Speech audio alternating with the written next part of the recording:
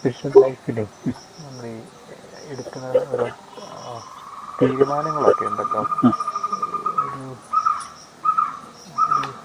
സ്നേഹത്തോട് കുറച്ചും കൂടി അടുക്കാൻ അങ്ങനെയൊക്കെ ഓർത്ത് നമ്മൾ എടുക്കുന്ന. പക്ഷെ അത് ഈ ഒരു നമുക്കൊരു തീരുമാനങ്ങൾ രണ്ട് ഇതിൽ ഒരു പക്ഷെ എടുക്കാമല്ലോ. ഒരു അതിനോട് കംപ്ലീറ്റ്ലി ഇതും അല്ലെങ്കിൽ നിലപാടിലും സ്ട്രോങ് ആയിട്ട് അല്ലെങ്കിൽ നമ്മൾ തന്നെ ഒരു ജസ്റ്റിഫൈ ചെയ്ത് പറയുന്ന ഓക്കെ ഇതേ. അപ്പോ ഒരു ഇത് ചില സാഹചര്യങ്ങൾ വരുമ്പോ നമ്മൾ അയച്ചോ അല്ലെങ്കിൽ അങ്ങനെ കൊടുക്കത്തില്ലേ. അപ്പോ അത് അവിടെ അതൊരു നന്മയ്ക്ക് വേണ്ടി ചിലപ്പോ ആയിരിക്കാം, എന്നാലും അവിടെ നമ്മൾ അയച്ച് കൊടുക്കത്തില്ലേ. അപ്പൊ അവിടെ ഇങ്ങനെ അതോ ഡിസിഷൻ എടുത്ത് നമുക്കത് ഗ്രോത്തി വേണമായിരിക്കുമേ. നമ്മളിപ്പോൾ ആദ്യം എടുക്കുന്നത് നമ്മൾ തീവ്രമായ ഒരു ആഗ്രഹത്തിലും ഒക്കെ ആണെന്ന് പറഞ്ഞാലും അതിനൊരു ഗ്രാജുവൽ ഗ്രോത്തിന്റെ ആവശ്യം ചിലപ്പം കാണുകയും നമുക്ക് നമ്മൾ എടുത്ത സ്ട്രോങ് ഡിസിഷനുകളോളം പോകാനുള്ള ഒരു ആന്തരിക ഒരുക്കമോ ഒക്കെ നമുക്ക് ചിലപ്പോൾ കണ്ടില്ലെന്നിരിക്കാതെ അപ്പം ചിലപ്പോൾ നമ്മൾ ആദ്യം എടുക്കുന്ന ആ ഡിസിഷന്റെ ഇത് ചിലപ്പോൾ ആദ്യമൊക്കെ അങ്ങ് മൂവ് ചെയ്യാൻ പറ്റാതെ വന്നേക്കാം. എന്നാലും അതൊരു ഉള്ളിൽ അതങ്ങനെ എടുത്തിട്ട് അതിലേക്ക് വളരാനേ പറ്റത്തുള്ളായിരിക്കും. അതുകൊണ്ട് ചിലപ്പോൾ ആദ്യ സമയങ്ങളിലൊക്കെ ചിലപ്പോൾ നമുക്ക് ഇച്ചിരി കൂടെയൊക്കെ ഒരു സ്ട്രോങ് ആയിരിക്കുകയല്ല നമ്മൾ അങ്ങനെ കാണുമേ. എടുത്തിരിക്കുന്ന ദൈവം കാണുന്നത് എടുത്തിരിക്കുന്ന അതിനാണ് ബല, ആ പൂർണ്ണതയ്ക്ക്. നമ്മളായിട്ട് അപൂർണതയിലേക്ക് പോകരുത്. പക്ഷെ നമ്മുടെ പരിമിതികൾ കൊണ്ടും നമ്മളിൽ വളർന്ന കുറെ അവസ്ഥകളുണ്ടല്ലോ, നമ്മളിൽ അറിയാതെ തന്നെ കുറേയേറെ തഴക്കങ്ങൾ എന്നൊക്കെ പറയുന്ന കാര്യങ്ങളുണ്ട്. ഒത്തിരി കാര്യങ്ങളുണ്ട്. അത് ഓരോരോ രീതികളിൽ നമ്മൾ തഴമ്പായെന്നൊക്കെ പറയുന്ന പോലത്തെ കാര്യങ്ങളെ. അപ്പൊ അത് ചിലപ്പോൾ നമ്മൾ ഒരു ഡിസിഷൻ എടുത്തതും കൊണ്ട് നമ്മൾ ഇന്നത് മാഞ്ഞു പോകണമെന്നില്ല. അതിനെ നമ്മൾ ഓരോന്നും ഇപ്പം ചീത്ത പറയുന്ന ഒരു ചീത്ത അങ്ങ് അറിയാതെ പറഞ്ഞു പോകും. ചീത്ത പറയേണ്ടാന്ന് തീരുമാനിച്ചാലും അറിയാതെ അങ്ങ് ഈ പറഞ്ഞു പഠിക്കുന്നവർ ചിലപ്പോൾ അങ്ങ് പറഞ്ഞു പോകും. പക്ഷെ അതിനെയൊക്കെ അങ്ങനെ ഓരോ കാര്യങ്ങളും അതിനെ നമ്മൾ ചിലപ്പോൾ ഒറ്റ ഡിസിഷന്റെ മേക്കിങ് ചിലപ്പോൾ നമുക്ക് നടന്നില്ലെന്നിരിക്കാതെ പക്ഷെ അതിനെ കറക്റ്റ് ചെയ്തും അങ്ങനെ ഓരോന്ന് നമ്മുടെ ഈ നേച്ചറിലേക്ക് ചില കാര്യങ്ങൾ പ്രവേശിക്കുകയും തർക്കങ്ങളായിട്ടേ അതിനെ നമുക്ക് ചിലപ്പോൾ നമ്മൾ ഉദ്ദേശിക്കുന്ന ആ ഒരു നമ്മുടെ ഡിസിഷന്റെ സ്ട്രെങ്ത് ചിലപ്പോൾ നമുക്ക് ഉത്തരവാകാൻ പറ്റത്തില്ലായിരിക്കുവേ. പക്ഷെ അത് പ്രാർത്ഥിച്ചും പ്രാചിത്തങ്ങൾ ചെയ്തും അങ്ങനെ അതിലേക്ക് ഗ്രോ ചെയ്യാൻ പറ്റുള്ളൂ. നമ്മൾ എടുക്കുന്ന ഒരു തീരുമാനത്തിന് മാത്രം അതിനെ ശക്തിപ്പെടുത്താൻ പറ്റത്തില്ല. ചെറുപ്പകാലം മുതൽ നമ്മുടെ കൂടെ ഉള്ള ഒരു ഭാവാവസ്ഥയിൽ നിന്ന് മാറണമെങ്കിൽ നമുക്കത് ഉള്ളിൽ കിടക്കുന്ന കുറെ അതെല്ലാം നമ്മുടെ നേച്ചറിൽ കയറി കാണുകയും നമ്മുടെ സ്വഭാവത്തിലേക്ക് കയറിയതിനെ അതിൽ നിന്ന് മാറ്റിക്കളയാന്ന് പറയുന്നത് അത്ര എളുപ്പമല്ലേ. നമ്മൾ തീരുമാനം എടുത്തുകൊണ്ടും കാര്യമായില്ല. അങ്ങനെ അതുപോലെ ക്രമ പ്രവർത്തിച്ച് നമ്മൾ ഇത് ചെയ്താലേ അങ്ങനെയുണ്ട്. പിന്നെ എന്നാ ഡിസിഷൻ എടുത്താലും പിന്നെ നമ്മളിൽ പിന്നെ അതിന് പറയുന്നത് ഈ പാവച്ചായും ഒക്കെ പിന്നെ നിൽക്കുവേ. അപ്പൊ അതിനോട് നിരന്തരം ഈ പൗലോസ്ലീഹയൊക്കെ പറയുന്നുണ്ടല്ലോ, പൗലോസ്ലീഹ ഏറ്റവും വലിയ ക്ലൈമാക്സ് വന്ന മനുഷ്യനാണല്ലോ. ഏറ്റവും പൗലോസ്ലീഹ പറയുന്നത് ഞാൻ മറ്റുള്ളവരോട് പ്രസംഗിക്കുന്ന ഞാൻ തന്നെ നശിക്കാതിരിക്കാനേ എന്റെ ശരീരത്തെ ഞാൻ കർശനമായി ഞെരുക്കി സൂക്ഷിക്കുന്നതാണ്. അപ്പം കർശനമായിട്ടും കൂടെയാണത്, ഞെരുക്കിയുമാണ്. അപ്പൊ അതൊരു സെന്റ് പോളൊക്കെ നമ്മൾ അല്ലേ നോക്കുമ്പോൾ ഓട്ടോമാറ്റിക് ആയിട്ട് സെന്റ് പോൾ അങ്ങനെ ആയി പോകേണ്ടതല്ലേ, അങ്ങനെയല്ലല്ലോ. അല്ല, ഇത് മാത്രമല്ല, സെന്റ് പോൾ ഇതുപോലെ വചനപ്രഘോഷണം നടത്തുന്നു, ഇതുപോലെ സഹനങ്ങൾ ഏറ്റുവാങ്ങുന്നു. എന്നിട്ടും സെന്റ് പോൾ അങ്ങനെ എഴുതേണ്ടി വന്നിട്ടുണ്ടെങ്കിൽ ഈ നമ്മൾ കിടക്കുന്ന ആ ഒരു അവസ്ഥകളെ കൊങ്കിപ്പഷൻ അങ്ങനെയുള്ളൊരു വാക്ക് പറയുന്നുണ്ട്. അത് ആ വാക്ക് ആ ഒരവസ്ഥ കിടക്കുക. ആ അവസ്ഥയെ യുദ്ധം ചെയ്തേ വിജയിക്കത്തുള്ളൂ. എഫെസീസ് ലേഖനം പറയുന്ന ദൈവത്തിന്റെ എല്ലാ സമരായുധങ്ങളും ധരിക്കാനേ പറയുന്നുണ്ടല്ലോ. അപ്പൊ ആ സമരായുധങ്ങളിലോ ആണ് എപ്പോഴും നമ്മള് മറ്റേ പട്ടാളത്തിലുള്ളവർക്ക് അവർക്ക് യുദ്ധത്തിന് പോകുമ്പോൾ മതി. പക്ഷെ നമുക്ക് എപ്പോഴും ഉറങ്ങുമ്പോഴും ഉണർന്നിരിക്കുമ്പോഴും പ്രവർത്തിക്കുമ്പോഴും അല്ലാതിരിക്കുമ്പോഴും എല്ലാവേ ഈ യുദ്ധായുധങ്ങളിലായിരിക്കണം നമ്മള്.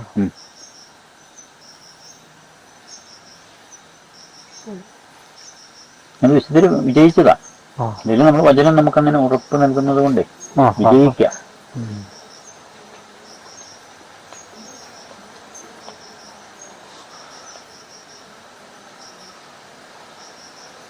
ദൈവത്തിന് നമ്മുടെ മാതൃസയൊക്കെ പറയുന്നുണ്ട്, നമ്മുടെ എന്നതാ സക്സസ് അല്ല, വിജയമല്ല, വിശ്വസ്തതയാണ് ദൈവം പ്രതീക്ഷിക്കുന്നതെന്ന്. വിജയം നമ്മളൊരു ഇപ്പം നമ്മളിങ്ങനത്തെ കാര്യങ്ങളൊക്കെ ആഗ്രഹിച്ചു ഡിസിഷൻ എടുത്തു, പക്ഷെ നമ്മൾ നോക്കിക്കഴിയുമ്പോൾ വിജയിച്ചില്ലെങ്കിലും നമ്മൾ അതിനോട് നമുക്ക് ഇപ്പോൾ നൽകപ്പെട്ട കൃപയോട് സഹകരിച്ച് നമ്മൾ അതിനോട് എങ്ങനെ വിശ്വസ്തത പുലർത്തുന്നതനുസരിച്ച് അത് ദൈവം നോക്കുന്ന ഒരു കാര്യമാണ്. വിശ്വസ്തയാണ് നോക്കുന്നത്. നമ്മൾ അവസാനം നമ്മൾ ഉദ്ദേശിക്കുന്ന പോലെ പൂർത്തിയായി എന്നുള്ളതൊരു വിഷയമല്ല ഇവിടെ. പക്ഷെ പൂർത്തിയാകാതിരിക്കാൻ നമ്മൾ ചുമ്മാ നമ്മൾ അന്യ നിലപാടൊന്നും സൂക്ഷിക്കണമെന്നല്ല അതിൻ്റെ അർത്ഥം. പക്ഷെ നമ്മൾ വിശ്വസ്തത പുലർത്തുക.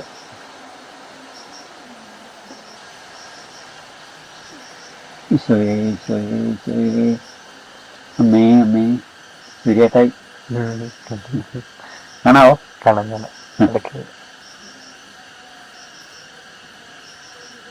നല്ല ബ്രൈറ്റ് ബ്യൂട്ടിഫുൾ. ഞാൻ അങ്ങനെ സ്നേഹിക്കുന്നു ഈശോ. അങ്ങ് ആഗ്രഹിക്കുന്നിടത്തോളം അങ്ങ് ആഗ്രഹിക്കുന്നത് പോലെ അങ്ങ് സ്നേഹിക്കാൻ ശക്തിപ്പെടുത്തണം.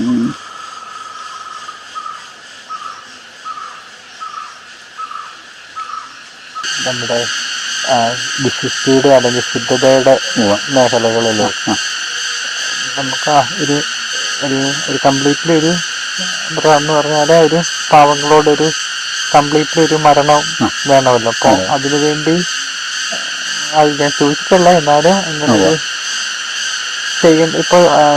ഇപ്പോൾ നമുക്കൊരു തെറ്റായ ചിന്തകൾ ഇങ്ങനെ വരുന്ന ചില വ്യക്തികളുണ്ടെങ്കിൽ പരമാവധി അവരെ കാണാതെ അല്ലെങ്കിൽ അതിൽ മാറി നിൽക്കാൻ ശ്രമിക്കുക.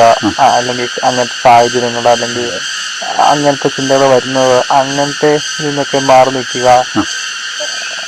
അതും പിന്നെ എങ്ങനെ നമുക്ക് കുറച്ചും കൂടി ഒന്ന് ശുദ്ധതയുടെ മേഖലയിലും ഒരു ഇങ്ങനെ ദൈവത്തെ കൂട്ട് അതിനല്ല, അതിന് നമുക്ക് ഒന്ന് വലിയൊരു സമർപ്പണം, അത് ജീവിതാമ്പുള്ളിയായിട്ട് ബന്ധമുള്ളവരുണ്ടെങ്കിൽ പൂർണ്ണമായ ഒരു കട്ടിക്ക് നമുക്ക് ആന്തരികമായിട്ട് നടത്തിക്കഴിഞ്ഞാൽ നമുക്ക് പിന്നെ ആരും നമ്മളിലേക്ക് പ്രവേശിപ്പിക്കാതെ നമുക്കിടാവേ. ഇനി ഒരു നമ്മുടെ ജീവിതാന്തത്തിൽ അങ്ങനെ ഒരാളെ സ്വീകരിക്കുന്നുണ്ടെങ്കിൽ തന്നെ നമ്മൾ ആ ഒരാളെ മതിയല്ലോ, അത് പലരിലേക്ക് ഇടാതെ ഇടുകയും ചെയ്യാതെ. അപ്പൊ അതിപ്പോ നമ്മൾ മൈൻഡ് ചെയ്യേണ്ട കാര്യമില്ലാത്ത രീതിയിലിടാം. ഒരു പൂർണ്ണ സമർപ്പണത്തിനാണ് ഒരു ഇത് കിടക്കുന്നത്, ഒരു സിംഗിൾ അൺഡിവൈഡഡ് ഹാർട്ടിന്. അപ്പൊ അന്നേരം നമ്മള് ഈ എല്ലാ വാതിലുകളും അതിനെക്കുറിച്ചുള്ളത് അടയ്ക്കുക എന്നുള്ളതാണ് അതിൻ്റെ.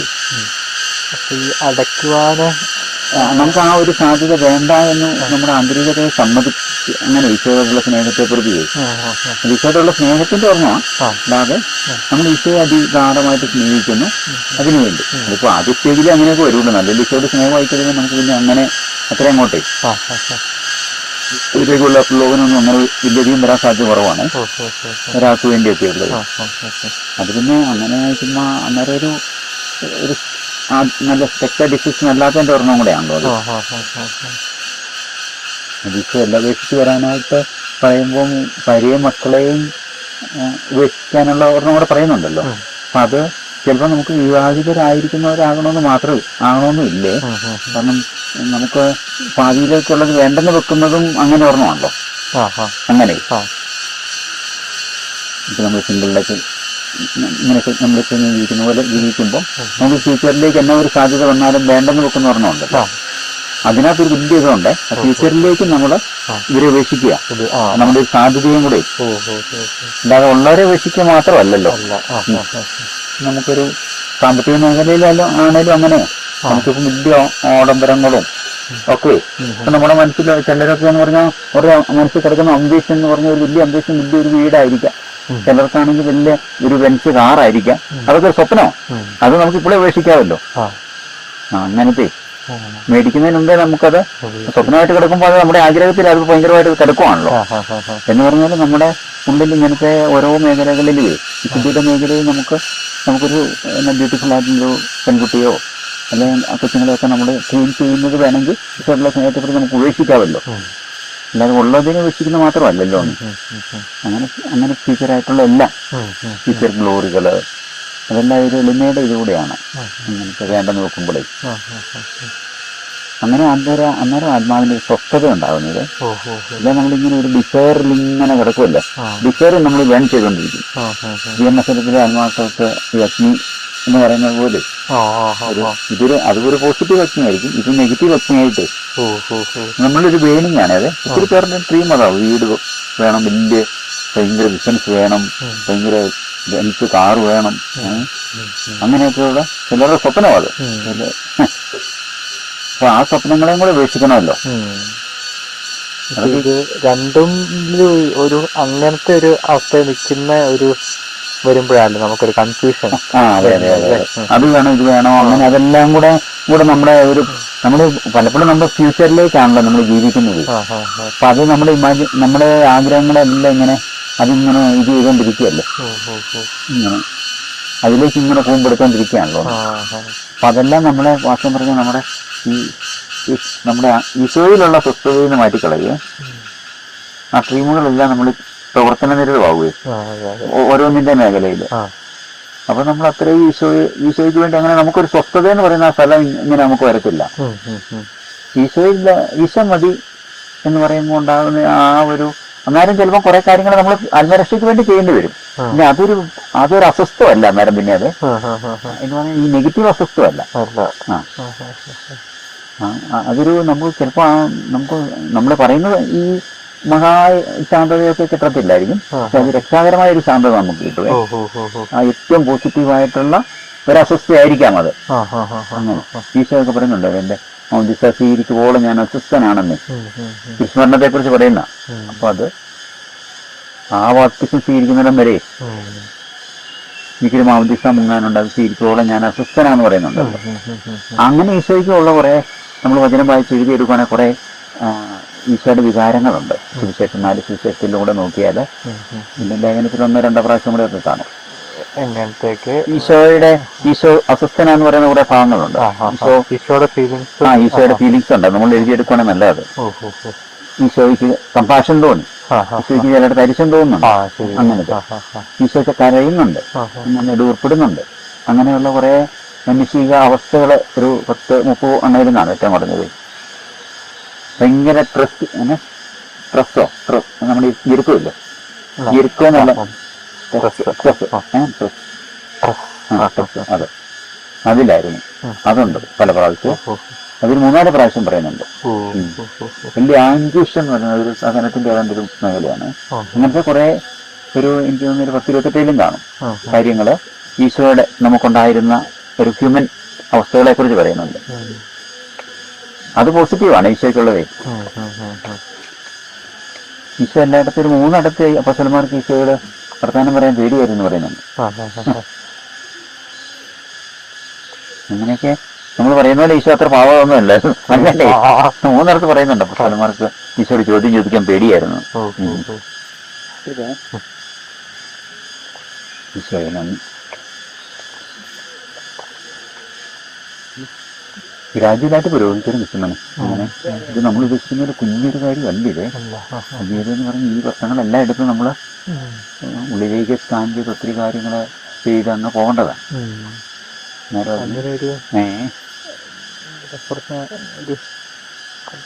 നല്ലപോലൊരു ഇടപെടുന്ന പോലെ കാരണം കുറേയേറെ കാര്യങ്ങളെ മാറ്റാൻ അങ്ങനത്തെ ചില ഇങ്ങനെ കാര്യമായിട്ട് തന്നെ നേരത്തെ ഇച്ചിരി ഭയങ്കര പാടുള്ള കാര്യങ്ങളും എല്ലാം കുറച്ചും കൂടി കിട്ടിക്കോളും. കൃപ കിട്ടുവേ, കൃപ കിട്ടിക്കഴിയുമ്പോൾ നമുക്ക് എളുപ്പമാവും. അത് ക്രിസ്ത്യൻ പറയുന്നുണ്ട്. ക്രിസ്ത്യൻ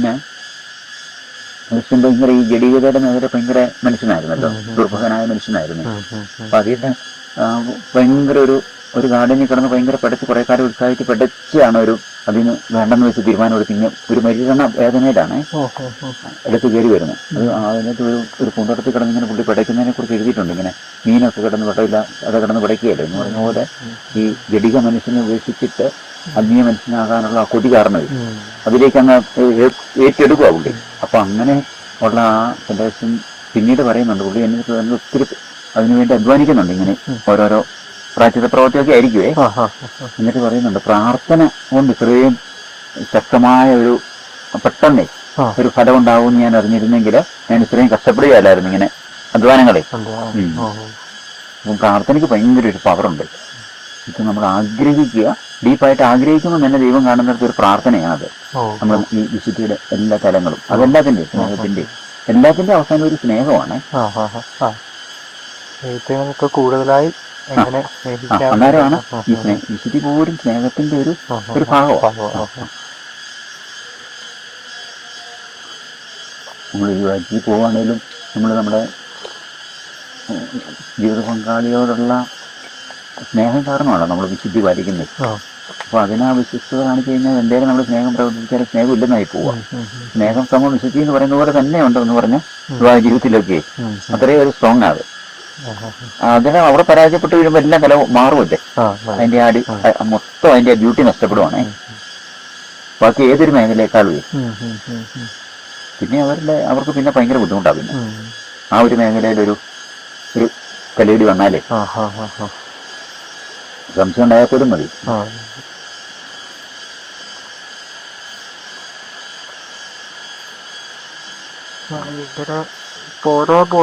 ഭയങ്കര അതെന്ത് ചെയ്യുമെന്ന് ഒരു ഇങ്ങനെ കൂടുതലായി സ്നേഹിക്കുന്നുണ്ട്. പക്ഷെ ഒന്നും ചെയ്യാൻ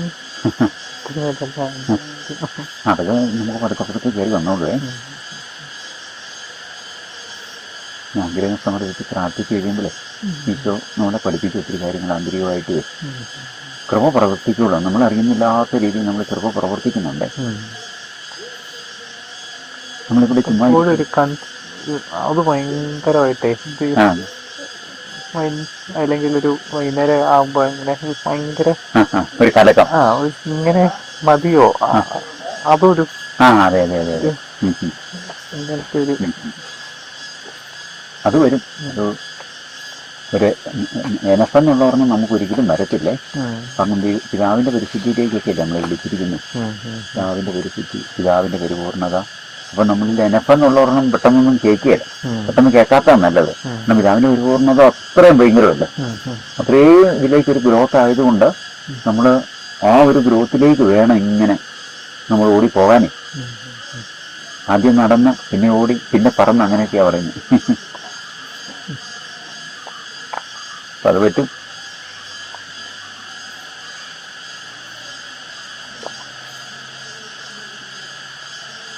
ഇവിടെ എല്ലാം വിശ്വാസത്തിന്റെ വലിയൊരു സ്ഥലമുണ്ട്.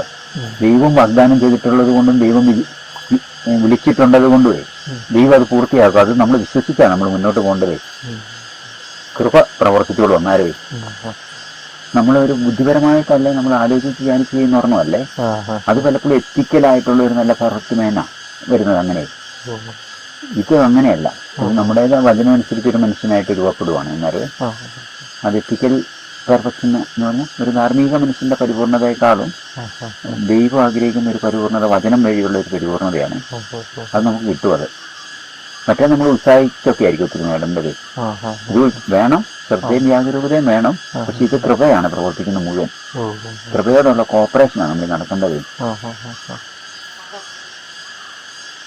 നമുക്ക് സാറ്റിസ്ഫാക്ഷൻ ഉണ്ടാകേണ്ടതോ അല്ല നമ്മളതിന്റെ റിസൾട്ടിനെ വലിയ നോക്കുമൊന്നും വേണ്ട, അങ്ങ് പോയാൽ മതി ധൈര്യമായിട്ട്. ദൈവമല്ല നീതീകരിക്കുന്നു.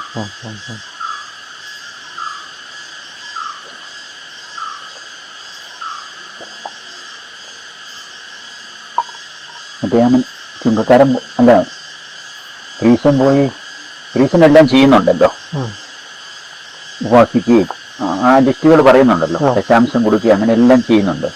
പക്ഷെ ചുങ്കക്കാരൻ ഇതൊന്നും ചെയ്യുന്ന കാണത്തില്ല. പക്ഷെ ചുങ്കക്കാരൻ ദൈവത്തിന് മുമ്പിൽ കണ്ണുകൾ ഉയർത്താൻ പോലും തയ്യാറാകാതെ ആ എളിമയിൽ കരുണ തോന്നണെന്നുള്ള ഒരു പാവമാണല്ലോ. ആ മനുഷ്യൻ കൂടുതൽ നീതീകരിക്കപ്പെട്ടെന്നാ പറയുന്നത്. മറ്റേ മനുഷ്യൻ നീതീകരിക്കില്ലെന്ന് ഈശോ പറയുന്നില്ല. കൂടുതൽ ഈ മനുഷ്യനാണ് നീതീകരിക്കപ്പെട്ടെന്നാ പറയുന്നത്. അപ്പൊ അങ്ങനെ നമുക്കൊരു ദൈവത്തിന് മുമ്പിലുള്ള നമ്മുടെ ഹൃദയ നിലപാടുകളിൽ നമ്മൾ ഒത്തിരി നീതീകരിക്കപ്പെടുക. നമ്മൾ ഒത്തിരി ചെയ്യുന്ന പ്രവൃത്തികളിലല്ല, ദൈവത്തിന്റെ കാരുണ്യത്തിലുള്ള വിശ്വാസമാണ് നമുക്ക് കൂടുതൽ വേണ്ടത്.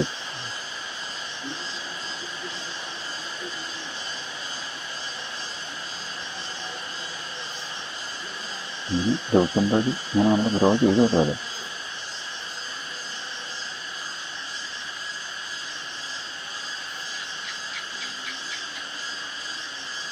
വചനം വായിക്കുമ്പോൾ നമ്മൾ ഈശോയെ സ്നേഹിക്കുന്നുണ്ട്.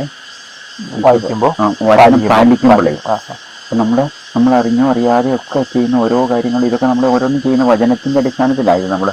നമ്മൾ ചിലപ്പോൾ അങ്ങനെ തോന്നുന്നില്ലായിരിക്കും. എങ്കിൽ പോലും ഈശോയുടെ സ്നേഹത്തിന്റെ ഇതിനെ അനുസരിച്ചല്ലേ നമ്മൾ ചെയ്യുന്നത്. അപ്പൊ നമ്മൾ ഈശോയെ സ്നേഹിക്കുന്നുണ്ടെന്ന് നമ്മൾ വിശ്വസിക്കണം. അങ്ങനെ നമ്മളെ പീഡിപ്പിക്കുന്നവർക്ക് വേണ്ടി നമ്മൾ പ്രാർത്ഥിക്കുമ്പോൾ അല്ല, നമ്മൾ അങ്ങനെ ഉള്ളവരെ പ്രാർത്ഥിക്കുമ്പോൾ നമ്മൾ ഈശോയെ സ്നേഹിക്കുക, വചനം പാലിക്കുകയാണ്. നമ്മളെ ശപിക്കുന്നവരെ നമ്മൾ അനുഗ്രഹിക്കുമ്പോൾ നമ്മൾ പ്രാർത്ഥിക്കുക, ഈശോയെ സ്നേഹിക്കുകയാണല്ലോ. അപ്പൊ അങ്ങനെ ഏതോ ഒരു വചനവും നമ്മളുടെ അടുത്ത് നമ്മൾ ഇത് ചെയ്യുമ്പോഴേ ഈശോയെ സ്നേഹിക്കുക, അത് വചനം പാലിക്കുകയല്ല ആക്ച്വലിയെ, വചനം തന്നെ ഈശോയാണ്. അങ്ങനെ ചെയ്യുമ്പോഴും നമ്മൾ ഈശോയെ സ്നേഹിക്കുകയാണല്ലോ. അങ്ങനെ ഓരോന്നും നമുക്ക് അന്നേരം ഈ ദൈവത്തിന്റെ വായിൽ നിന്ന് വരുന്ന ഓരോ വചനം കൊണ്ടും നമ്മൾ ചിലപ്പോൾ ഇപ്പം അറിയുന്നില്ലെങ്കിലും പിന്നെ അറിഞ്ഞിട്ടും കൂടെ ഒന്ന് ചെയ്യാൻ പറ്റുമേ. അപ്പം അറിയാതെയൊക്കെ ചിലത് ചെയ്യുന്ന വചനം തന്നെ ആയിരിക്കും. പിന്നെ അറിഞ്ഞു ചെയ്യുവാണെങ്കിൽ കുറേയും കൂടെ അതിനൊരു ഇതുണ്ടല്ലോ. കുറച്ചും കൂടി വചനത്തെ കൂടുതൽ വായിക്കുകയും വചനത്തിൽ വായിച്ചു കഴിയുമ്പോൾ തന്നെ നമ്മൾ നിലനിർത്താൻ തുടങ്ങും. അപ്പൊ ഈശോ അതല്ല, ഈ യോഹന്നാൻ 15 പറയുന്ന മുഴുവൻ അതാണ്. എന്റെ വചനം നിങ്ങൾ നിലനിൽക്കുന്നുണ്ടെങ്കിൽ നിങ്ങൾ ഇഷ്ടമുള്ളത് ചോദിക്കുക, അങ്ങനെ പറഞ്ഞുണ്ട്. എന്റെ അങ്ങനെ ഈശോയിൽ നിലനിൽക്കുകയാണെങ്കിൽ നമ്മൾ ധാരാളം ഫലം പുറപ്പെടുവിക്കും. അങ്ങനെ ഒരു 10 പ്രാവശ്യം അബൈഡ് എന്നുള്ള വാക്ക് ഒന്ന് യോഹന്നാൻ 15 പറയുന്നുണ്ട്. വസിക്കുന്നു, ഈശോയിൽ വസിക്കുമ്പോഴാണ് ഇതെല്ലാം.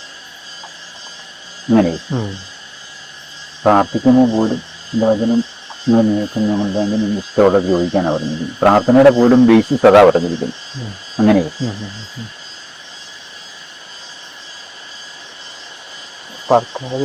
വചനം പാലിക്കോ എന്തോനെ പറഞ്ഞു ലാസ്റ്റ് പറഞ്ഞു. അല്ല, വചനം നിലനിൽക്കുമ്പോഴാണ് പ്രാർത്ഥിക്കുമ്പോൾ പോലുവേ ഇതുണ്ടെങ്കിൽ വചനം നിലനിൽക്കുന്നെങ്കിൽ നിങ്ങൾ ഇഷ്ടമുള്ളത് ചോദിക്കാനാണ് പറഞ്ഞിരിക്കുന്നത്. അല്ലെങ്കിൽ പറ്റുകയല്ല. പ്രാർത്ഥിക്കാൻ പോലും വചനം നമ്മൾ നിലനിൽക്കണമെന്നേ.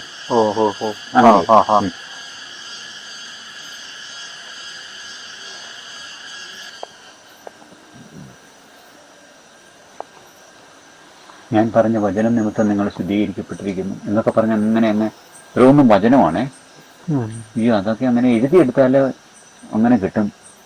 അങ്ങനെ ഓരോന്നും നമ്മളിങ്ങനെ പതുക്കെ കരുതിയെടുക്കണ്ട.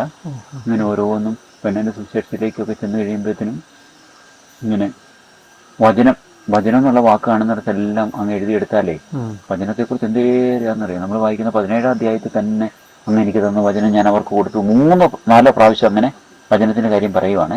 അവരത് വിശ്വസിച്ചു എന്നൊക്കെ പറഞ്ഞോണ്ടേ വചനം പറഞ്ഞു തന്നെ വചനം എന്ന് പറഞ്ഞു തന്നെ പറയുക.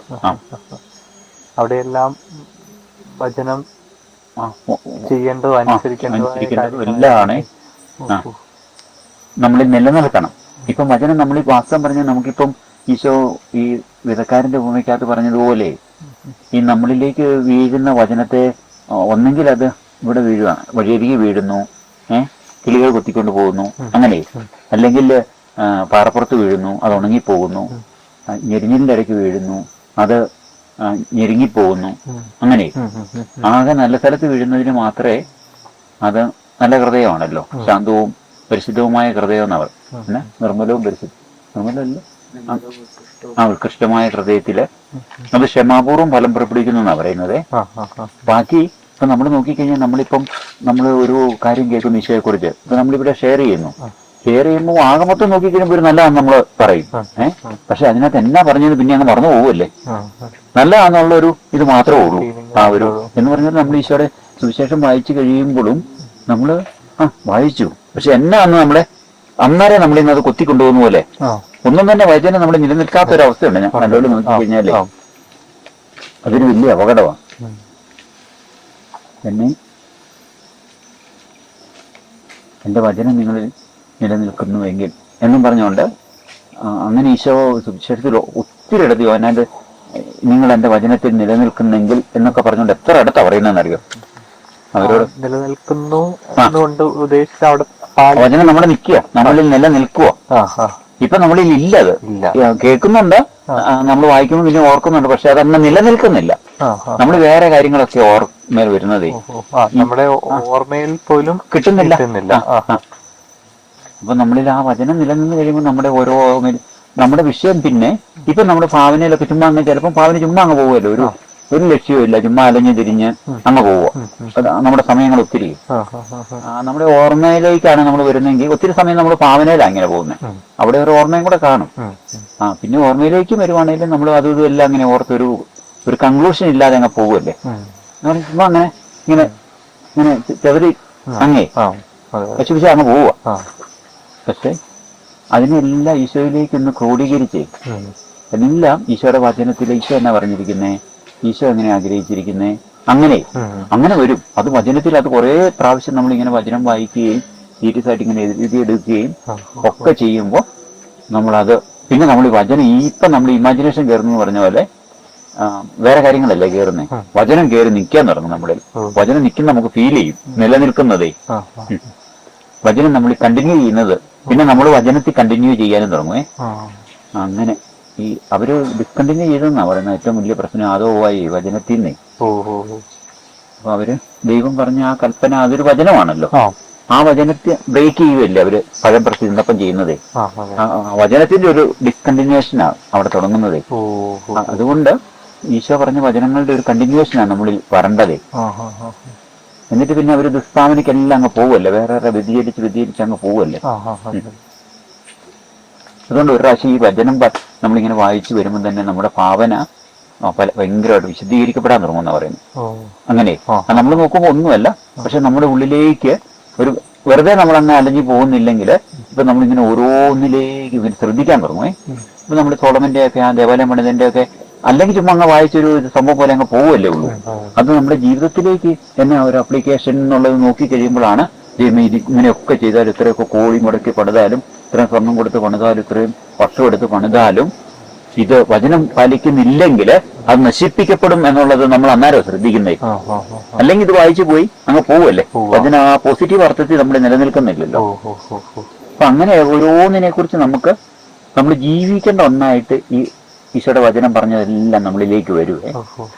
അപ്പം നമ്മൾ ഓരോ കാര്യങ്ങൾ ഇപ്പൊ നമ്മുടെ ഒരു വലിയ സങ്കടം അല്ലെങ്കിൽ പിതാവിന്റെ കാര്യത്തിൽ ചെയ്ത ഒരു കാര്യം രഹസ്യത്തില് നമ്മൾ ചെയ്ത അത് നമ്മൾ പിന്നെ പറയാൻ തോന്നിയല്ല നമുക്ക്, നമ്മൾ ഒരു ഉപകാരം ചെയ്ത കാര്യം അല്ലെങ്കിൽ നമ്മൾ ഇവിടുത്തെ ജീവിതം ഇതിപ്പോ നമ്മൾ ആൾക്കാർ വന്ന് പറയുന്ന ഇത് ചെയ്യുവാണ് ഒത്തിരി പേർക്ക് പ്രചോദനം ഉണ്ടാകിയാല് ഇത് നമ്മളോട് അങ്ങനെ പിതാവ് പ്രാർത്ഥിച്ചൊരുങ്ങാനല്ല നമുക്കൊരു പ്രചോദനം. അപ്പൊ പബ്ലിസിറ്റി അല്ലല്ലോ. അപ്പൊ നമ്മുടെ പിതാവിന്റെ രഹസ്യത്തിൽ ചെയ്യാനായിട്ട് നമ്മളോട് ദൈവം ആഗ്രഹിച്ച കാര്യം നമ്മൾ പെട്ടെന്ന് എവിടെയെങ്കിലും മാധ്യമത്തിലൂടെ ഇട്ട് നമുക്ക് 10 പേരൂടെ നമ്മളെ അറിഞ്ഞിട്ട് വല്ല കാര്യമുണ്ടോ? അങ്ങനെ നമ്മൾ ആഗ്രഹിക്കുമ്പോൾ നമ്മൾ ദൈവത്തിന്റെ രഹസ്യത്തിൽ ചെയ്ത അവർ ഫാദർ ഇൻ ഹെവൻ എന്ന് പറയുന്ന പോലെ തന്നെ അവർ ഫാദർ ഇൻ സീക്രട്ട് എന്നുള്ള വാക്ക് ഉപയോഗിക്കുന്നുണ്ട്. രഹസ്യത്തിൽ ആയിരിക്കുന്ന പിതാവ്, അത് മലയാളത്തിൽ ആ ട്രാൻസ്ലേഷൻ വരുന്നില്ല. അങ്ങനെ അവർ ഫാദർ ഇൻ ഹെവൻ എന്ന് പറയുന്ന അതേ വാക്ക് പോലെ തന്നെയാണ് പറഞ്ഞിരിക്കുന്നത്, അവർ ഫാദർ ഇൻ സീക്രട്ട്. ആ ദൈവത്തിന്റെ രഹസ്യത്തിലാണ് നമ്മുടെ ഉപവാസവും പ്രാർത്ഥനയും ദാനധർമ്മവും ചെയ്യേണ്ടത്. അപ്പൊ അതങ്ങനെ ആയിരിക്കണം എപ്പോഴും. അപ്പൊ നമ്മൾ ആ വചനത്തിൽ നിലനിൽക്കുക. അങ്ങനെ അത് നമ്മൾ ബ്രേക്ക് ചെയ്യുമ്പോൾ അത് ആരോടെങ്കിലുമൊക്കെ പറയും, അല്ലെ ആരോടെങ്കിലും പറയാനും നമ്മുടെ ഉള്ളിൽ ഒരു ആഗ്രഹവും കിടക്കുമ്പോൾ അത് നമ്മളിന്ന് പോവുമല്ലേ. നമുക്ക് ആ പിതാവിന്റെ രഹസ്യത്തിൽ നമുക്കുണ്ടായിരുന്ന ആ നിക്ഷേപം ഈ ഭൂമി പ്രതിഫലം കിട്ടും. അതോടെ അവിടുത്തെ പ്രതിഫലം പോകുന്ന ഈശോ പറഞ്ഞിരിക്കുന്നത്, വ്യക്തമായിട്ട് പറഞ്ഞിരിക്കുന്നത് അങ്ങനെ. എന്ന് പറഞ്ഞാൽ അത് നമ്മൾ പകരം വെക്കുന്നത് ഒരു കപ്പ് പായസത്തിന് വേണ്ടി ജന്മാവകാശം വെക്കുന്നത് പോലെ പോലും അല്ല പറഞ്ഞ.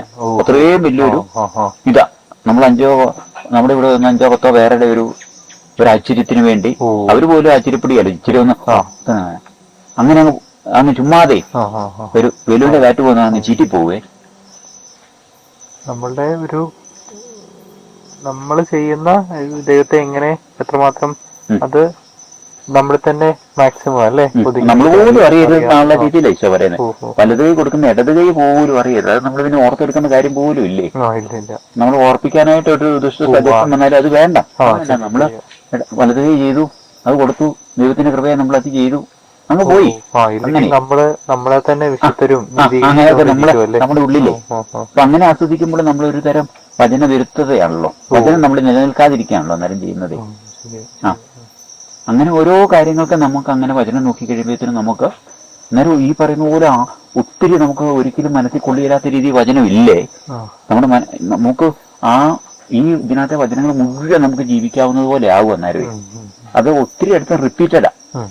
സുവിശേഷത്തിൽ പറയുന്നത് ഒരിടത്ത് നമ്മൾ മെയിനായിട്ട് അങ്ങ് എടുത്ത് അതിന്റെ അടിയിലോട്ട് ഇങ്ങനെ എഴുതി എടുക്കാം നമുക്ക് ഓരോന്നേ.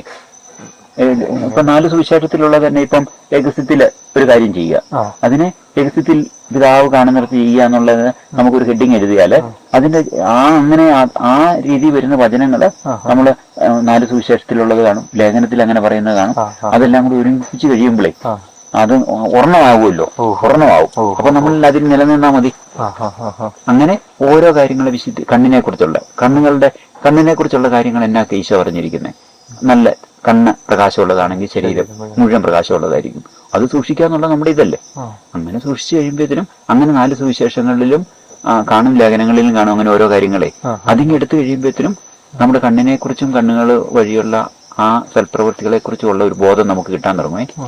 അങ്ങനെ ഒത്തിരി കാണത്തില്ല. പിന്നെ അതേ ഏതാനും ഒരു കുറച്ച് ഹെഡിങ്ങുകളുടെ കീഴില് നമുക്ക് ചെയ്യാവുന്ന അവസ്ഥകളെ മുഴുവൻ നമുക്ക് കൊണ്ടുവരാം. ഈശോ ഓരോ അവയവങ്ങൾക്ക് പറഞ്ഞത് അത് പല ആംഗിളിൽ നിന്ന് നോക്കാനും പറ്റുവേ. ഒരെണ്ണം മാത്രമായിരിക്കുകയല്ല.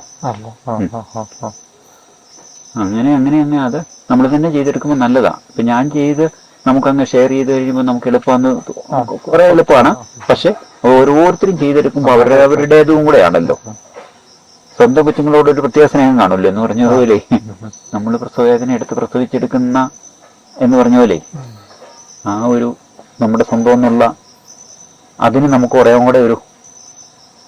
കൂടെ ഇതിനോട് നമുക്കൊരു ഭയങ്കര റിലേഷനും ആവുകയെ വചനത്തോടെ. അങ്ങനെ കുറച്ചുനാൾ ശ്രമിച്ചു കഴിയുമ്പോൾ നമ്മൾ ഉദ്ദേശിക്കാത്ത രീതിയിൽ നമ്മൾ വചനത്തിൽ നിലനിൽക്കാൻ തുടങ്ങും. ഇപ്പൊ നമ്മൾ ഇങ്ങനെ തന്നെ കുറച്ച് നോക്കി കഴിയുമ്പോൾ തന്നെ കുറച്ച് എഴുതുക, കുറച്ച് വായിക്കുക. അന്നേരത്തിനും നമ്മൾ ഇതൊന്ന് ശ്രദ്ധിക്കണമെന്ന് തോന്നുന്നത് ചുമ്മാ ബൈപ്പാസ് ചെയ്ത് വായിക്കാതെ ഇതിനകത്ത് എല്ലാം ഗ്രിപ്പുകളുണ്ട്. ആ ഗ്രിപ്പ് നമ്മൾ ബൈപ്പാസ് ചെയ്യുന്നത് കൊണ്ടാണ് നമുക്ക് ഇതിന്റെ ഒന്നും പിടികിട്ടാതെ പോകുന്നത്. ഓരോ രീതിയിൽ നമ്മൾ ശ്രദ്ധിക്കേണ്ടതായിട്ടുള്ള രീതിയിൽ ഓരോ വചനവും പറഞ്ഞിരിക്കുന്നത്. അതങ്ങനെ ആ വചനത്തിന്റെ ആ ഗ്രിപ്പ് കിട്ടിക്കഴിഞ്ഞ് നമ്മളിൽ ആ വചനം നിലനിൽക്കാൻ തുടങ്ങും. പിന്നെ അന്നേരം നമുക്ക് പിന്നെ അത് ഓരോന്ന് വരും. അല്ല ഇപ്പൊ നമ്മള് മരുഭൂമിയില് വിചാരിച്ചിങ്ങനെ എന്നോട് ഈശോ പറഞ്ഞു, മനുഷ്യൻ ജീവിക്കുന്ന ദൈവത്തിന്റെ വായിൽ നിന്ന് വരുന്ന ഓരോ വചനങ്ങളിലൂടെയാ. നമ്മൾ അതിനെക്കുറിച്ചൊന്നും ശ്രദ്ധിക്കുന്നില്ലല്ലോ. പിന്നെ നമ്മളിപ്പം നല്ലപോലെ ആലോചിക്കുമ്പോഴല്ലേ ദൈവമേ അങ്ങയുടെ ദൈവത്തിന്റെ വായിൽ നിന്ന് വരുന്ന ഓരോ വചനം കൊണ്ടുകൂടിയാണല്ലോ ഞാൻ ജീവിക്കേണ്ടത്, അപ്പം കൊണ്ടല്ലല്ലോ. ഓരോന്ന് പറയുമ്പോൾ എല്ലാ വചനമാണല്ലോ, അല്ലാതെ ഏതാനും അല്ലല്ലോ എന്നൊക്കെ നമ്മൾ ധ്യാനിക്കാൻ തുടങ്ങുന്നത്. അങ്ങനെ ഓരോ വചനത്തിനും ഓരോ ഇതുണ്ട്, ഓരോ ഗ്രിപ്പുണ്ട് നമ്മളെ പിടിച്ചു നിർത്തുന്നത്. അല്ല നമ്മളെ നിലനിൽക്കാൻ വേണ്ടി ഒരു ഇതുണ്ട്. അപ്പൊ നമ്മൾ വായിക്കുമ്പോൾ നമ്മൾ ഇത് പരിശുദ്ധാത്മാവ് എഴുതിയത് ആ വചനം മുഴുവൻ നമ്മൾ എടുക്കുമ്പോൾ അത് ഓരോരു സീരിയസ്നെസ്സിൽ എടുക്കാനായിട്ട് ഇത് ഫീൽ ചെയ്യും. ഓരോ വചനത്തിന്റെ മേലും നമ്മൾ ഒരു അപ്രശസ്തമാണെന്ന് പറയുന്ന പ്രാധാന്യം ഇല്ലെന്ന് ചിന്തിക്കുന്ന ഓരോ വചനത്തിന്റെ മേലും ഓരോ പേരിന്റെ മേലും ദൈവത്തിന്റെ പരിശുദ്ധാത്മാവ് ഇങ്ങനെ നടന്നതല്ലേ. അപ്പൊ ദൈവത്തിന്റെ പരിശുദ്ധാത്മാവ് അതിന്റെ മേൽ നിഴലിച്ചതാണല്ലോ, ഓവർഷാഡോ ചെയ്യപ്പെട്ടത്. അപ്പൊ ഓരോ വചനവും അങ്ങനെ പ്രധാനമാണ്. അന്നേരം അപ്പൊ നമ്മൾ അങ്ങനെ എടുക്കും ആ ഓരോ വചനവും സീരിയസ് ആയിട്ട്. അല്ലാതെ പേരാണല്ലോ പറഞ്ഞിരിക്കുന്നത്, ഇത്തരം പേരെന്നാ പറയുന്നത്, ഇത് വായിക്കാൻ പറ്റിയാലത്തെ പേരാണല്ലോ എന്ന് പറഞ്ഞിട്ട് കാര്യമില്ല. അതെല്ലാം ദൈവത്തിന്റെ മഹാരഹസ്യത്തിൽ ജ്ഞാനത്തിൽ ചേർത്തിരിക്കുന്ന ഓരോ പേരുകളാണ്. അങ്ങനെയൊക്കെ എടുത്തു കഴിയുമ്പോഴത്തേനും തന്നെ നമ്മൾ ആ ദൈവത്തിന്റെ ആ വചനത്തെയോ അതുപോലെ സീരിയസ് ആയിട്ടേ എടുക്കാൻ തുടങ്ങുമേ. അങ്ങനെ ഒരു വർഷം നല്ലപോലെ ഇത് ചെയ്ത് കഴിയുമ്പോഴത്തേനും പുതിയ നിയമത്തിലെ ഈശോയുടെ വചനവും അതിന്റെ പ്രധാനപ്പെട്ട ഇതെല്ലാം നമ്മളിൽ അങ്ങ് സജീവമാകാൻ തുടങ്ങും. അപ്പൊ നമുക്ക് പിന്നെ വേറെ ഇപ്പൊ നമ്മൾ സീരിയസ് ആയിരിക്കണം ഈ വചനത്തിൽ തന്നെ നിലനിൽക്കാനും ഈ വചനത്തിന്റെ അന്തരീക്ഷത്തിൽ തന്നെ നമ്മളൊന്ന് വ്യാപരിക്കാനുമേ. ബാക്കിയുള്ളതിൽ നിന്ന് നമ്മൾ കഴിയുന്നിടത്തോളം എന്ന് പറയാൻ പറ്റത്തില്ല, മാക്സിമം ഓടി മാറുക എന്നാ ഉള്ളേ. അതൊരു കുറച്ചാൾ കഴിയുമ്പോഴത്തേനും നമുക്ക് പിന്നെ പുറത്തുള്ളതിനോ പുറത്ത് പറയുന്നതൊന്നും വലിയ പ്രാധാന്യമായിട്ട് നമുക്ക് തോന്നത്തുമില്ല. പിന്നെ വേറെ കാര്യങ്ങളെ ഇപ്പൊ അല്ലെ ഈ ഇലക്ഷൻ കാലത്ത് നമ്മൾ ടി വി വെച്ച് അതിന്റെ പുറകെ പോകണേ എന്തെല്ലാമായിരിക്കും പറയുന്നവര് ചാനൽ ചർച്ചകൾ ഓരോരുത്തരുടെ ആര് ജയിക്കും എങ്ങനെ ജയിക്കും എന്നാണ് അതിനകത്ത് ഇങ്ങനെ കിട്ടുന്ന എല്ലാം കൂടെ പറഞ്ഞ് നമ്മൾ കേട്ടിട്ട് വല്ല ഇതുമുണ്ടോ? അവസാനം ഇതൊന്നുമില്ലാത്ത റിസൾട്ട് വന്നു കഴിയുമ്പോൾ ഒരു ഇതും വരുവേ. നമ്മൾ അറിയേണ്ട കാര്യമില്ല. ഇപ്പൊ ഇലക്ഷന്റെ ഫലം പ്രഖ്യാപിക്കുമ്പോൾ ആ വോട്ടെണ്ണുന്നിടത്ത് പോയിരുന്നു എല്ലാവരും എന്നാ ഇതായിട്ടാണ് ഇരിക്കുന്നതേ. അവസാനം ഇങ്ങനെ പ്രതീക്ഷയിൽ നിന്ന് ചിലരങ്ങ് തോറ്റു പോകുന്നതിന്റെ സങ്കടം, ചിലർ ഒരു പ്രതീക്ഷയില്ലാതെ കയറി വരുന്നതിന്റെ ഒരു സന്തോഷം. ഇതെല്ലാം കഴിഞ്ഞ് വ്യത്യാസത്തെ വാർത്ത വെച്ച് കഴിയുമ്പോൾ ഇത്ര പേര് ജയിച്ചു, അങ്ങനെ ആര് ജയിച്ചു അത്ര അറിഞ്ഞാൽ മതി മാറി നമുക്ക്. അല്ലെങ്കിൽ ഇപ്പം തൊട്ട് ഇലക്ഷൻ പ്രഖ്യാപിക്കുന്ന തൊട്ട് ചാനൽ ചർച്ചകൾ ഓരോന്നേ, അതിനകത്ത് മുഴുവൻ പോയി കഴിഞ്ഞ് എന്നെയും സത്യം കാണുന്ന ഒരു പിടിയും കണ്ടത്തില്ല. ആദ്യത്തെ തൊട്ട് പിന്നെ ഒന്ന് കണ്ടു കഴിയുമ്പോഴാ ഇത് പറഞ്ഞ എല്ലാം മഴ പൊട്ടത്തരമായിരുന്നു, ഒന്നും ഒക്കാതെ പോയല്ലോ ഒന്ന്. പലയിടത്തും ഏതോ ഒന്നോ രണ്ടോ ഒക്കെ ഒത്തു കാണും. നമ്മൾ വെറുതെ മനസ്സും കലങ്ങി. അപ്പൊ ദൂരെ കാര്യങ്ങളല്ലേ അപ്പൊ ആ സമയങ്ങളിലെല്ലാം വെളിയിൽ നിന്ന് കയറുന്നത്. അതെ, വെളിയിൽ നിന്ന് കയറും. നമ്മളിത് പ്രാർത്ഥിക്കാനിരിക്കുമ്പോഴും ഓരോന്നും ഇങ്ങനെ കയറി വരുമല്ലോ, നമ്മളെ ആക്രമിച്ചുകൊണ്ടിരിക്കുകയാണ്. അതെ,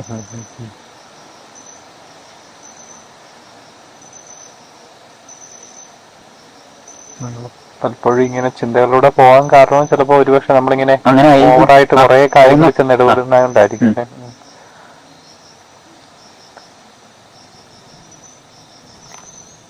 അതിപ്പോ നമ്മൾ നല്ല ഭക്ഷണം കഴിച്ചു നമ്മൾ ഇവിടുത്തെ തന്നെയാണേലും നോക്കിക്കോ, നല്ല ഭക്ഷണമൊക്കെ കഴിച്ച് ഒരു കുഴപ്പമില്ലാതെ വയറിരിക്കുമായിരിക്കും. അന്നേരമായിരിക്കും ആരെങ്കിലും ഒരു ബോണ്ടായൊക്കെ ആയിട്ട് വരും.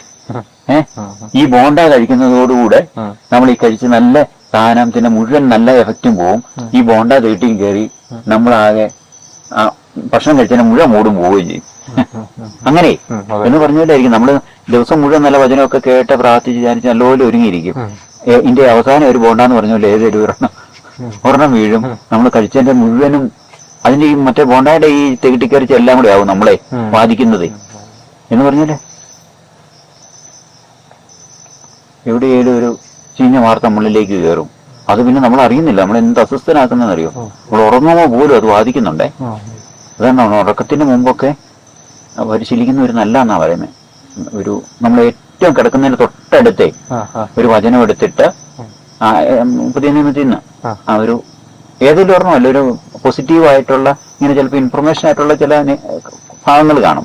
അതല്ലാതെ ഈശോയുടെ ഒരു വചനം അല്ലെങ്കിൽ ശരിയാ പറഞ്ഞ ഒരു നല്ല വചനം അല്ല ഒരു 3-4 വചനങ്ങൾ സെന്റൻസ് അങ്ങ് വായിച്ചിട്ടേ അത് ധ്യാനിക്കൊന്നും വേണ്ടെന്നാ പറയുന്നത്. അതേപടി അങ്ങ് കിടന്നോണം, ഒന്നും ചിന്തിക്കണ്ട. അത് നമ്മുടെ ഉള്ളിൽ ഇത് ചെയ്യുമെന്നാ പറയുന്നത്. ഏറ്റവും ലാസ്റ്റ് മെഡിറ്റേഷൻ അങ്ങനെ നമ്മൾ ചിന്തിക്കൊന്നും വേണ്ട. ആ വചനം അങ്ങ് വായിച്ചു അങ്ങ് കിടന്നു. ഉള്ളിൽ ചിന്ത എന്തോ 3 പ്രാവശ്യം വായിക്കണം എന്നാണ് പറയുന്നത്. ഒന്നും മതി കേട്ടോ. 3 കേട്ടിട്ടുണ്ടോ? അല്ല, ഒന്നേലും വായിച്ചാൽ നല്ലതാ. 3 കൂടുതൽ വായിക്കുന്ന നല്ലതായിരിക്കും കേട്ടോ. അതൊരു നല്ല നമ്മൾ തുറക്കം പ്രാർത്ഥിച്ച് വചനം തുറന്നിട്ട് ഒരെണ്ണം അങ്ങ് വായിച്ചാൽ മതി ഇവിടെ നിന്ന്. അല്ല ഇപ്പൊ നമുക്ക് ഉറപ്പുള്ളിടത്തുനിന്നാണേലുവേ ഒരു ലാസ്റ്റ് അതായിരിക്കണം. അല്ലാതെ നമ്മൾ ഉറങ്ങാൻ പോകുന്നതിന് മുമ്പ് എന്നേലും ഇലക്ഷനെ കുറിച്ചോ അതിനെ കുറിച്ചോ അല്ലെങ്കിൽ നമ്മൾ ഇവിടെ കേട്ട അല്ലാതെ നമ്മളോട് ആരെങ്കിലും പറഞ്ഞ ഒരു നെഗറ്റീവ് വാർത്തയെ കുറിച്ച് അങ്ങ് ഓർക്കുക ചെയ്യും. അങ്ങനെ അങ്ങ് ഉറങ്ങി പോവാണ്. അതാണ് നമ്മൾ ഈ പ്രോസസ് ആയിട്ട് നടക്കുന്നത്. പിന്നെ അതുകൊണ്ട് ചില വിശുദ്ധര് അങ്ങനെ ആരണ്ടൊക്കെ ഒത്തിരി പേര് പറഞ്ഞു കേട്ടിട്ടുണ്ട്, പ്രാർത്ഥിച്ച് കഴിഞ്ഞേച്ച് നിങ്ങൾ ഉറങ്ങരുതെന്നാ പറയുന്നത്. പ്രാർത്ഥിച്ചോണ്ട് ഉറങ്ങണമെന്നാ പറയുന്നത്. അവസാനത്തെ കൊന്തയൊക്കെ ചെല്ലിയേ അതൊക്കെ പൂർത്തിയാക്കി പ്രാർത്ഥന പൂർത്തിയാക്കി എന്നുള്ളൊരു സാറ്റിസ്ഫാക്ഷൻ അല്ല കിടക്കണ്ടേ. ഈ പ്രാർത്ഥിച്ചോണ്ടങ്ങ് ഉറങ്ങുവാണേലേ ആ പ്രാർത്ഥന ഉറക്കത്തിൽ തുടരുമെന്ന് പറയുന്നുണ്ട്. അതൊരു യാഥാർത്ഥ്യം. എനിക്ക് അങ്ങനെ കൊന്തയില്ലിട്ടൊക്കെ കിടന്നുറങ്ങുവാണെങ്കിൽ രാവിലെ എണീക്കുമ്പോ നമ്മൾ ആ കൊന്തയിൽ തന്നെ ആയിരിക്കും ഒരു ഫീൽ നമുക്ക് തോന്നും. അതെ അതെ അതെ, അറിയാത്ത 1-2 പ്രാവശ്യം. അപ്പൊ അത് ഉറക്കവും നമുക്ക് അങ്ങനെ ഒരു പോസിറ്റീവ് എഫക്റ്റ് ആയിട്ട് നമുക്ക് കിട്ടുവേ. അത് ചില സമയത്ത് ഉറക്കത്തില് കാണുന്ന ഓരോ സ്വപ്നങ്ങളെ ഒരു ബന്ധമില്ലാത്ത ചിന്തയിലൂടെയൊക്കെയാ പോകുന്നത്. അത് സ്വപ്നം തന്നെ നമ്മളെ കലക്കും. ഏറ്റവും അത് ഓർത്ത് നമ്മൾ ഭയങ്കര ഒരു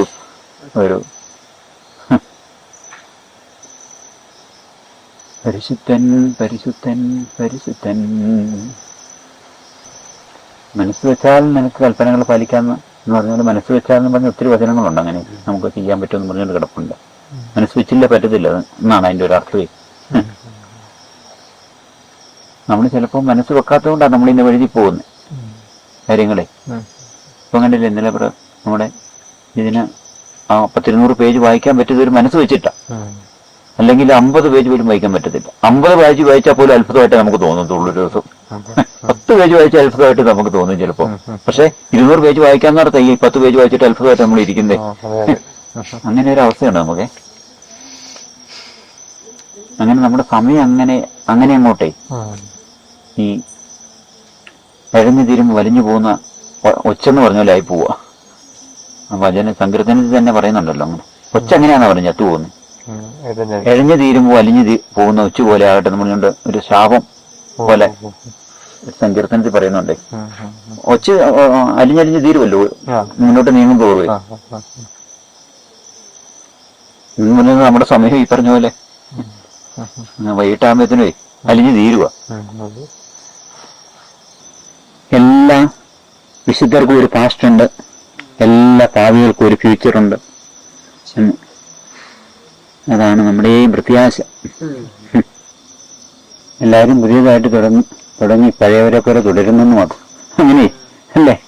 പൊതുവേ പുതിയതായിട്ട് തുടങ്ങുന്നുണ്ട്, പക്ഷെ പഴയവരെ പോലെ തുടരുകയാണ്. ആന്തരികതയിലേ വിധിക്കുകയല്ല, എന്നാലും പലപ്പോഴും അങ്ങനെയാ സംഭവിച്ചു പോകുന്നു. പരിപൂർണ്ണ ദാരിദ്ര്യത്തിനായിട്ട് മാറിയതാണല്ലോ.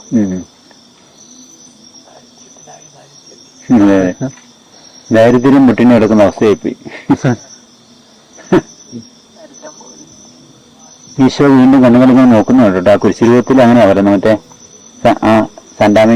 സാൻഡാമിയാനയിലെ കുരിശുരൂപമില്ലേ, അതിങ്ങനെ തൊട്ടടുത്തോട്ടല്ല നോക്കുന്നത്. വേറെ രൂപങ്ങളെല്ലാം ഏതാണ്ട് നമ്മളെ നോക്കുന്നുണ്ട്. പക്ഷെ ആ രൂപം നോക്കി അതങ്ങ് മുതലേക്കാ നോക്കുന്നേ.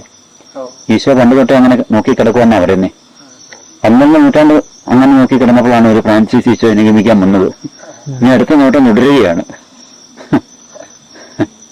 അതാർക്കും ആകാം കർത്താവിന്റെ ആ നോട്ടത്തിന് ഉത്തരം.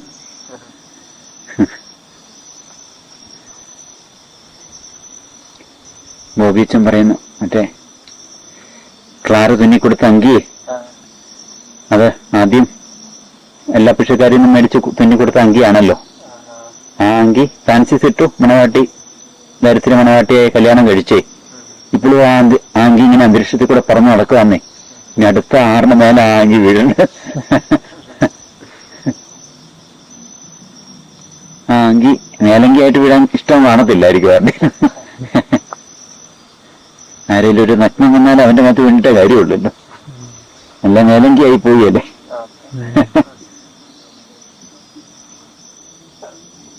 ഈശോയെ, മക്ദന്നമറിയൊക്കെ ഇപ്പം സുഗന്ധക്കൂട്ടുമൊക്കെ ഉണ്ടാക്കിക്കൊണ്ടിരിക്കുകയാണ്.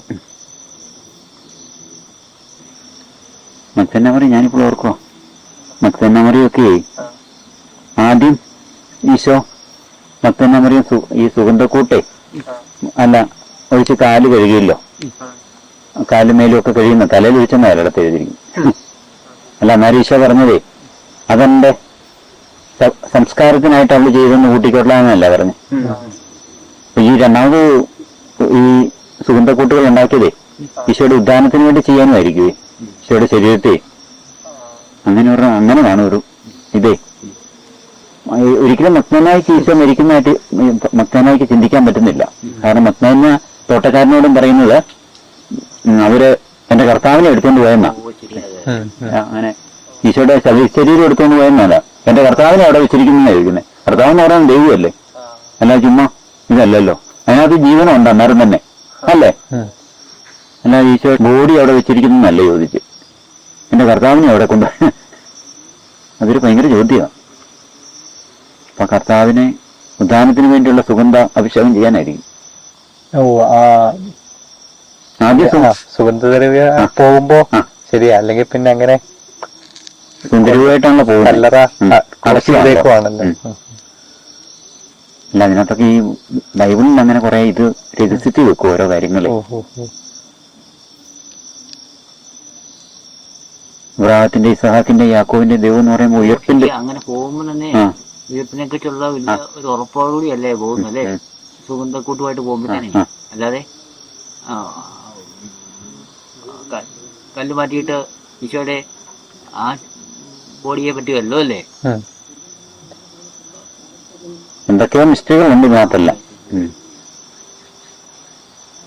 ഒരുപക്ഷെ യഹൂദ പാരമ്പര്യം കാണുമായിരിക്കും അങ്ങനെ. പക്ഷെ ആ പാരമ്പര്യത്തിന്റെ അപ്പുറത്തേ ദൈവത്തിന്റെ ഇതുമായിട്ട് കൂട്ടി വായിക്കുമ്പോ അങ്ങനെ തോന്നും.